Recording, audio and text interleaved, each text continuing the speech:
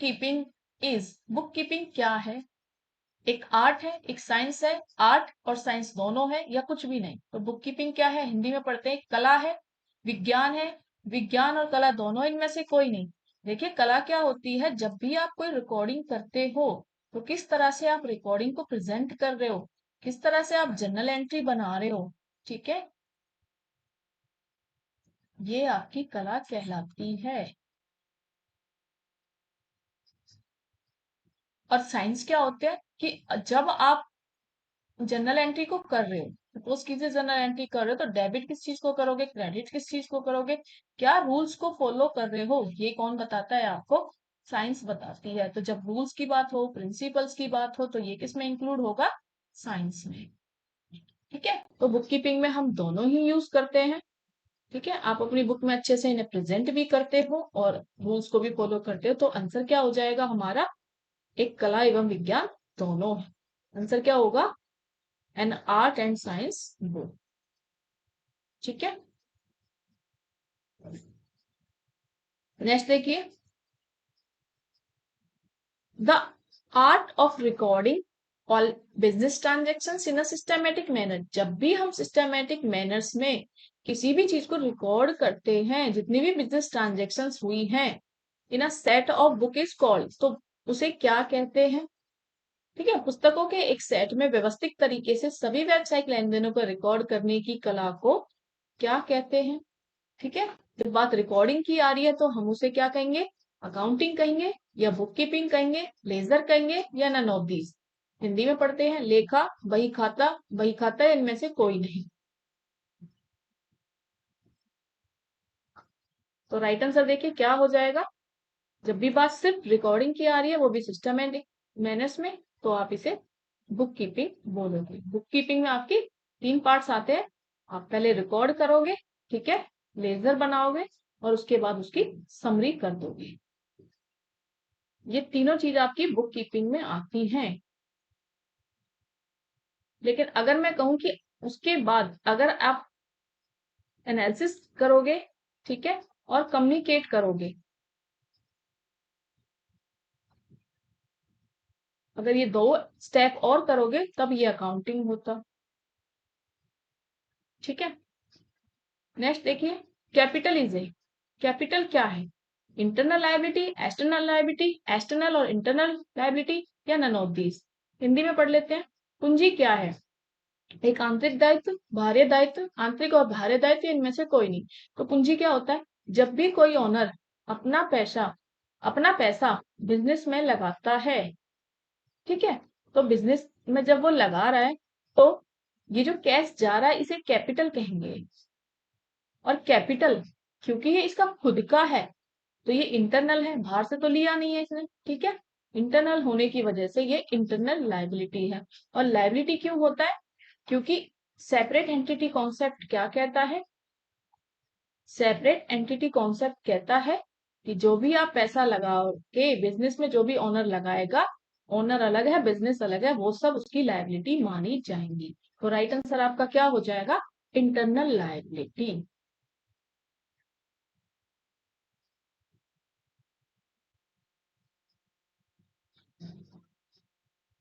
Next question देखिए, goods taken by the proprietor for personal use. Hindi में पढ़ देती हूँ, व्यक्तिगत उपयोग के लिए मालिक द्वारा लिया गया सामान क्या है? सेल है, ड्राइंग्स है, परचेज है, नन ऑफ दीज? बिक्री है, आहरण है, खरीद है, या इनमें से कोई नहीं?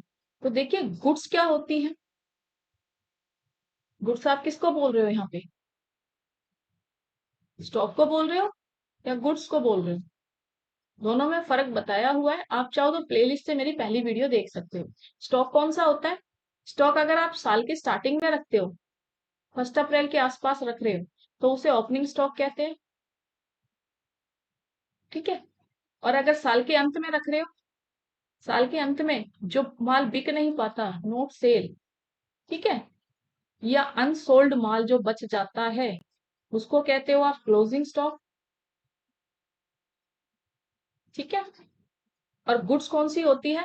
जो भी आप माल बनाते हो, रॉ मटेरियल लाते हो, कच्चा माल, ठीक है, फिर उस पे काम करते हो, वर्किंग प्रोग्रेस, वर्किंग प्रोग्रेस, और लास्ट में उस माल को फिनिश गुड्स में कन्वर्ट कर देते हो। जैसे मैंने एग्जांपल दिया था, अगर आप क्लोथ्स का बिजनेस कर रहे हो तो आप कॉटन लाओगे, कॉटन आपके लिए रॉ मटेरियल है, उसके बाद आप उसे थ्रेड बनाओगे, ठीक है, थ्रेड आपके लिए वर्किंग प्रोग्रेस है, और आप कपड़ा बना देते हो क्लॉथ्स, तो ये आपके लिए फिनिश गुड्स है। ठीक है, तो गुड्स ले ली हैं, किसने ले लिए? प्रोपराइटर ने। प्रोपराइटर कौन है? ओनर है, मालिक है, कोई बात नहीं, उसका ही बिजनेस है, उसने इसमें से कुछ सामान ले लिया है, यानी गुड्स वापस ले लिए हैं।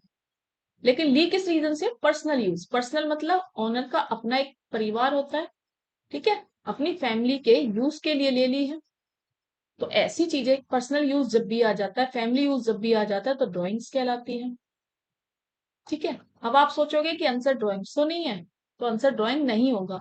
ड्राइंग जब होता अगर वो कैश ले लेता, लेकिन वो यहाँ गुड्स को बाहर निकाल रहा है, तो गुड्स के लिए आप यूज करोगे परचेज। ठीक है, क्योंकि बिजनेस के लिए तो ऐसी गुड्स खर्चों में ही चली जाएंगी, कंसीडर करोगे आप खर्चों में ही। ठीक है, तो जब भी इस तरह के क्वेश्चन आते हैं, आप कंफ्यूज होते हो कि आंसर क्या होगा, तो राइट आंसर क्या होगा? ड्राइंग्स है। ठीक है, और भी मैं इससे रिलेटेड क्वेश्चन बता देती हूँ कि अगर गुड्स प्रोपराइटर पर्सनल यूज के साथ साथ अगर लॉस हो जाती है, गुड्स का लॉस हो जाता है, या सैंपल के लिए बांट देता है, या ट्रांजिट में रास्ते में खो जाती है, या थेफ्ट चोरी हो जाती है, या लॉस बाय फायर हो जाती है, तो भी आपका परचेज ही क्रेडिट होगा। ठीक है, ड्राइंग से यहाँ कोई लेना देना नहीं है, गुड्स के साथ परचेज ही क्रेडिट होगा। और अगर पैसा निकाला जाता कैश पर्सनल यूज के लिए, तब ड्राइंग्स होता। ठीक है, अमाउंट रिसीव्ड और received against sale of goods. Amount received और receivable against sale of goods. Amount आपको मिला है, यानी कैश आपको रिसीव्ड हुआ है। कहां से रिसीव हुआ है? सामान आपने बेचा, गुड्स बेची है। ठीक है, जब गुड्स बेचते हो तो सेल ही यूज करते हो। ठीक है, ओके, असेट्स बेचते हो तो असेट्स यूज करते हैं। ठीक है, तो यहाँ पे आपने सेल किया है। अब जब आप गुड्स बेच रहे हो, गुड्स का मतलब तो ये है कि ये आपका रेगुलर बिजनेस है। ठीक है, रेगुलर काम है, रोज बेचते हो, तो ऐसी इनकम कहाँ चली जाती है? रेवेन्यू में। रेवेन्यू मतलब एक साल के अंदर जो भी आप काम कर रहे हो, उससे अगर कोई इनकम हो रही है तो उसे रेवेन्यू रिसीप्ट कहते हैं। अगर ऐसा काम करते जिसमें पैसा एक साल से ज्यादा टाइम के बाद मिलता आपको, तो वो क्या हो जाता? तो आपकी कैपिटल रिसिप्ट हो जाती। ठीक है, छोटे मोटे अमाउंट सारे रेवेन्यू रिसिप्ट्स में आ जाते हैं, जो एक साल के अंदर आपको मिले हैं। अगर ये मशीन बेच देते, एसेट्स बेच देते, तो एसेट्स लॉन्ग टर्म है, तो इससे मिला हुआ पैसा भी आपका कैपिटल में चला जाता, कैपिटल रिसिप्ट्स। तो ऑप्शन देख लेते हैं, रेवेन्यू रिसिप्ट्स आपका आंसर हो जाएगा कैपिटल रिसिप्ट्स में, अगर आप एसेट्स उठा के बेच देते। ठीक है, तो आपका आंसर ये हो जाता।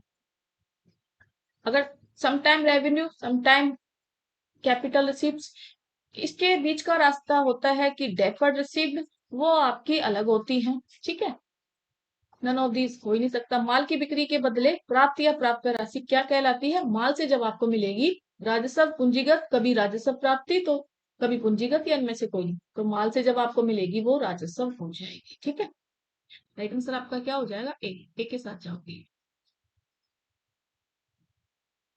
अमाउंट पेड और payable against purchase of goods. Amount पे किया है आपने, कब दिया है? कि गुड्स लाए हो। ऑप्शन देख लेते हैं, revenue expenditure, capital expenditure, both A और बी, नन ऑफ दीज। माल की खरीद के लिए भुगतान की गई देय राशि क्या है? राजस्व व्यय, पूंजीगत व्यय, दोनों, या इनमें से कोई नहीं। तो देखो, जब माल ही आपने खरीदा है, ठीक है, गुड्स, तो गुड्स से रिलेटेड अभी अभी मैंने बताया कि ये सारी चीजें कहाँ आती है? रेवेन्यू में। ठीक है, छोटे मोटे जितने भी एक्सपेंडिचर हैं, ऑपरेटिंग में जो भी आप काम कर रहे हो, जो भी माल बना रहे हो, बेच रहे हो, एक साल के अंदर जो भी काम कर रहे हो, बिजनेस एक्टिविटी, वो सब रेवेन्यू में आ जाएंगे। तो गुड्स को बेच रहे हो, ठीक है, तो ऐसा खर्चा क्या है? गुड्स को खरीद रहे हो, गुड्स को खरीदने पे जो भी अमाउंट आपने पे किया है, तो वो क्या आ जाएगा? Revenue expenditure. तो ये हिंदी में पढ़ लेते हैं, राजस्व व्यय। गुड्स की जगह आपकी एसेट्स हो जाती तो आपका कहाँ हो जाता, कैपिटल एक्सपेंडिचर। ठीक है, एक्सपेंडिचर क्या होता है, खर्चा। तो अगर आप ऑपरेटिंग चीजों के लिए या गुड्स के लिए कोई खर्चा करते हो तो वो रेवेन्यू में चला जाता है, एसेट्स पे कोई खर्चा करते हैं तो वो कैपिटल एक्सपेंडिचर में चला जाता है। अगर आप कहते हैं कि बिल्डिंग बना रहे हो, ठीक है, बिल्डिंग बनाने में खर्चा करते हैं तो वो कैपिटल हो जाता है। ठीक है, और गुड्स लाए हो तो वो क्या आपका रेवेन्यू में हो जाएगा। बिल्डिंग की अगर छोटी मोटी रिपेयर करा रहे हो, जो हर साल कराते ही रहते हो, तो ये किस में आ जाएगा, रेवेन्यू में। लेकिन बिल्डिंग 5 साल में रिपेयर करा रहे हो तब वो कैपिटल एक्सपेंडिचर में। ठीक है, गुडविल इज अ, गुडविल क्या होती है, गुडविल टेंजिबल है, इंटेंजिबल, करंट या फिक्सिस, फिक्सियस एसेट्स है। तो ख्याति क्या है, मूर्त है, अमूर्त है, वर्तमान है या काल्पनिक है। तो गुडविल क्या होती है, अकाउंटिंग स्टैंडर्ड 26 कहता है कि गुडविल आपकी क्या होती है, एक इंटेंजिबल एसेट्स होती है। इंटेंजिबल का मतलब जो दिखाई ना दे, which is not visible, which is not visible, you can not touch it. ठीक है, विच कांट टच, ना आप उसे छू सकते हो ना वो दिखाई दे रही है, इनविजिबल है। ठीक है, तो ये इंटेंजिबल एसेट्स होती हैं। और गुडविल होती क्या है, जब बिजनेस अपनी मेहनत से लगातार ग्रो कर रहा है, ठीक है, तो उसकी एक प्रेस्टीज या एक ख्याति या उसकी एक अच्छी इमेज बन जाती है, उसका नाम मशहूर हो जाता है, फेमस हो जाता है।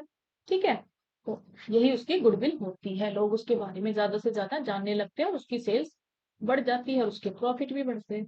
तो कहीं ना कहीं जो चीज प्रॉफिट देगी वो एसेट्स है।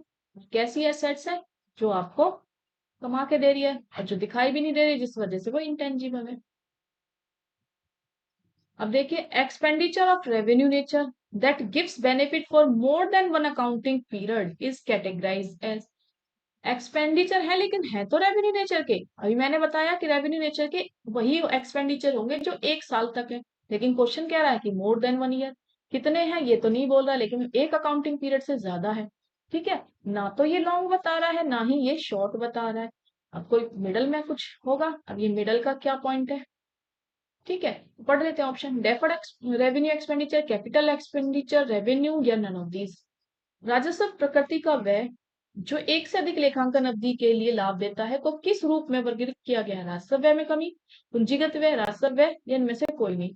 तो देखिए, अभी मैंने बताया अगर शॉर्ट टर्म होता तो रेवेन्यू हो जाता, ये नहीं होगा क्योंकि शॉर्ट टर्म है ही नहीं। लॉन्ग टर्म होता तो कैपिटल हो जाता, ये भी नहीं होगा। बचा क्या, डेफर्ड। डेफर्ड एक्सपेंस ऐसे होते हैं जब आप कई सालों तक उन्हें, जैसे 1 साल से ज्यादा टाइम के लिए कर रहे हो और कई साल तक वो यूज भी होते हैं, जैसे कि आप एडवर्टाइजमेंट, ठीक है, एडवर्टाइजमेंट पे कोई खर्चा कर देते हो तो उसका लगातार कई सालों तक आपको बेनिफिट भी मिलता है और कई साल तक आपको खर्चा भी करना पड़ रहा है, हर साल एडवर्टाइजमेंट पे कुछ ना कुछ कर ही रहे हो। ठीक है, कभी कोई हॉल बनवा रहे हो उसका एक्सटेंशन करवा रहे हो, तो ऐसे कुछ खर्चे हैं जो, कोई स्टेज एक्सटेंशन करा रहे हो, स्टेज शो हो रहा है तो उसमें स्टेज शो पे और एक्सटेंशन एक्सपेंसेस है जिनको करते करते 1 साल से ज्यादा टाइम ड्यूरेशन हो गया, that is called deferred revenue expenditure. अगर मेरी वीडियो पसंद आए तो लाइक करना, सब्सक्राइब करना, शेयर कर देना और प्लेलिस्ट से जाके मेरी पहली वीडियो भी आप देख सकते हैं जो काफी हेल्पफुल रहेंगी आपके लिए। मैंने कुछ केवीएस से रिलेटेड बनाई थी, सेम सिलेबस है तो पीजीटी ईएमआरएस में भी वो आपको काम आ जाएंगे। ठीक है, कॉमर्स की सारी वीडियो देख सकते हो और हेल्प के लिए आप 11th 12th की वीडियो भी निकाल के पढ़ सकते हैं क्योंकि सिलेबस तो आपका 11th 12th का ही है, वहीं के बच्चों को पढ़ाना है। ठीक है, और अगर आप मेरा ऑनलाइन बैच ज्वाइन करना चाहते हो तो व्हाट्सएप नंबर गिवन है, आप कॉल कर सकते हो। About timing and fees, zoom meeting से मैं आपको टीच करूंगी, सारा कंटेंट, मॉक टेस्ट, सब कुछ प्रोवाइड किया जाएगा। Thank you so much.